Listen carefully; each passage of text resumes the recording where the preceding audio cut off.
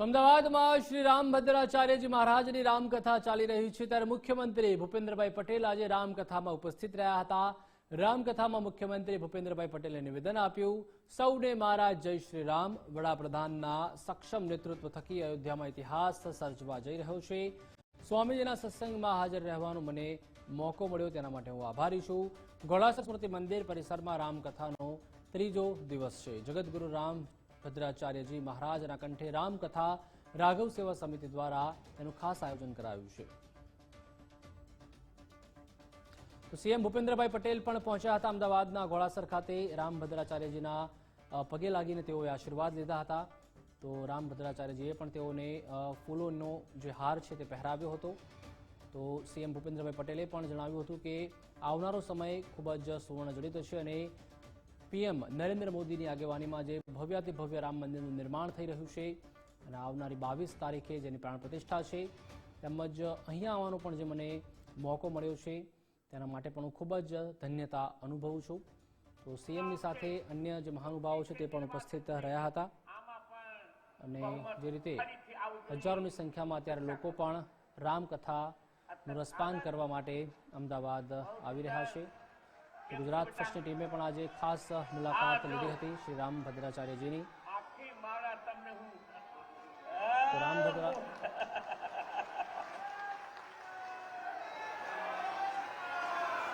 મને એકાંતમાં મળી તમારી બહુ ચર્ચા કરતા તમે દીદી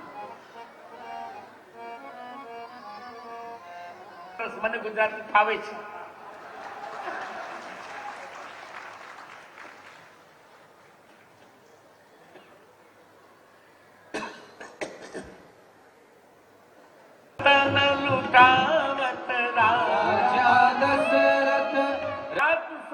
चुनाव છે, ચૂંટણી છે, નિર્વાચન છે, આમાં પણ બહુમત ફરીથી આવવું જોઈએ હું અપેક્ષા કરું।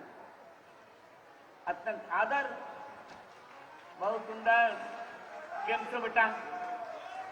આ જો આખી માળા તમને હું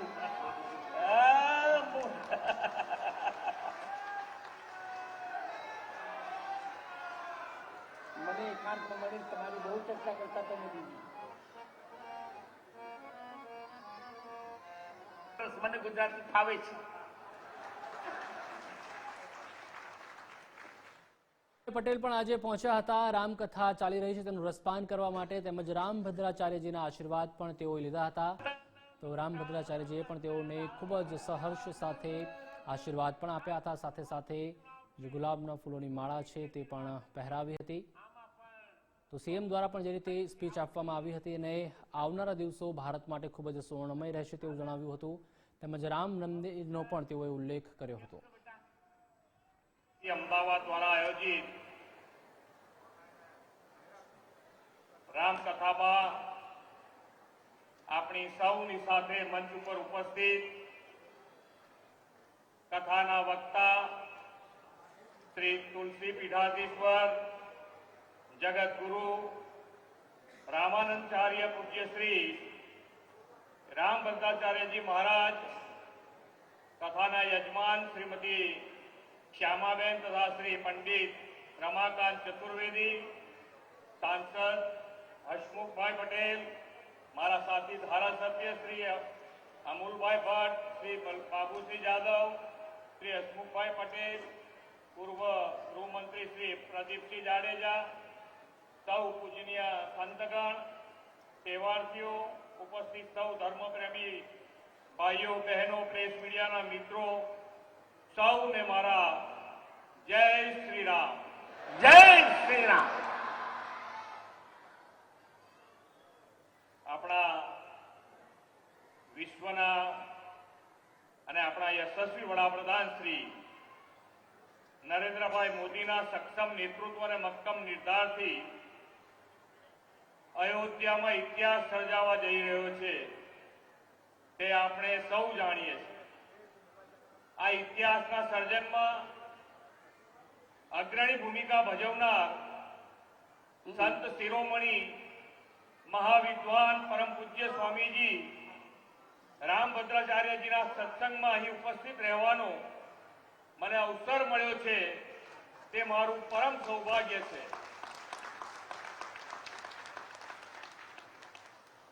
આપણે સૌ જાણીએ છીએ એમ દિવાળીનો એક દિવસ તો દર વર્ષે આવે છે, પણ યુગમાં એકવાર આવે એવી મહાદિવાળી આગામી 22 જાન્યુઆરી આવી રહી છે. સમસ્ત ભારત અત્યારે રામમય છે.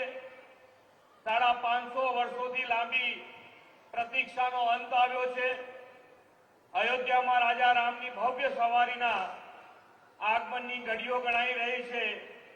રામલલ્લા પધારી રહ્યા છે. આવી દિવ્ય ક્ષણ નજીક છે ત્યારે જગતગુરુ રામાચંદ્ર સ્વામીની, રામાભદ્ર આચાર્ય મહારાજ જેવા દિવ્ય વ્યક્તિના સત્સંગમાં રામકથાનું રસપાન કરવાનો પવિત્ર અવસર અહીં સર્જાયો છે. આવા મંગલમય આયોજન માટે હું રાઘવ સેવા સમિતિ તથા યજમાન ચતુર્વેદી પરિવાર ને સૌને સાધુવાદ પાઠવું છું. દિવ્ય સંતોના સત્સંગમાં રામકથાનું રસપાન કરતા કરતા આપણે જેવા લોકોને અનેકવાર એવી લાગણી થઈ હોય કે ત્રેતા યુગમાં જ્યારે પ્રભુ શ્રી રામ લંકાથી પરત આવ્યા અને સમગ્ર ભારત વર્ષમાં લોકોએ એમના આગમનને દીપ પ્રાગટ્યથી વધાવ્યું, એ ઇતિહાસ કેવો અદભુત ક્ષણ હશે. એ ક્ષણની સાક્ષી થવાની અનુભૂતિ કેટલી દિવ્ય હશે. આપણે સૌ સૌભાગ્યશાળી છે કે યુગો યુગ પછી એવો જ દિવ્ય ક્ષણના સાક્ષી બનવાની તક આપણને મળવા જઈ રહી છે. વડાપ્રધાનશ્રીના મક્કમ નિર્ધારથી અયોધ્યામાં નિર્માણ પામેલું રામલલ્લાનું ભવ્યથી ભવ્ય મંદિર ભારતીય સંસ્કૃતિના નવજાગરણનું ઉન્નત શિખર છે. એક સમય હતો જ્યારે રામલલ્લા પ્રભુ શ્રી રામ અયોધ્યામાં એક નાના તંબુમાં બિરાજમાન હતા. આજે એ તંબુને વડાપ્રધાનશ્રીએ પ્રભુને શોભે એવા ભવ્ય મહેલમાં બદલી નાખ્યો છે.